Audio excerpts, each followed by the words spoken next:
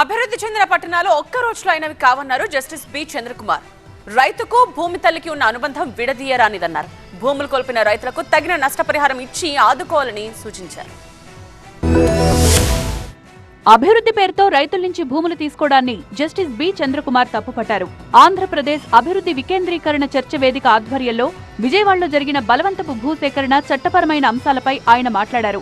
ఏ పట్టణం అభివృద్ధి కోసమైనా రైతుల నుంచి భూములు తీసుకోలేదన్నారు. పరిశ్రమలకు భూములు ఇవ్వాలంటే అందుకు 80% మంది రైతులు గ్రామసభ పెట్టి ఒప్పుకోవాలి అన్నారు. విజయవాడ పరిసర ప్రాంతాల్లో బంజరు భూములుంటే ఆ రైతుల నుంచి తీసుకోవద్దని చట్టం చెప్తోందన్నారు. భూమికి తగ్గ నష్టపరిహారం ఇవ్వాలన్న జస్టిస్ చంద్రకుమార్ భూములు కావాలంటే రాజ్యాంగబద్ధంగానే తీసుకోవాలి అన్నారు. 2-3 పంటలు పండే భూములు తీసుకుంటే ఇక ఆ రైతు కుటుంబాలు ఎలా బతుకుతాయని ప్రశ్నించారు. పంటలను నాశనం చేసి పర్యావరణానికి తూట్లు పొడిస్తే ఎలా అన్నారు ప్రొఫెసర్ రామచంద్రయ్య.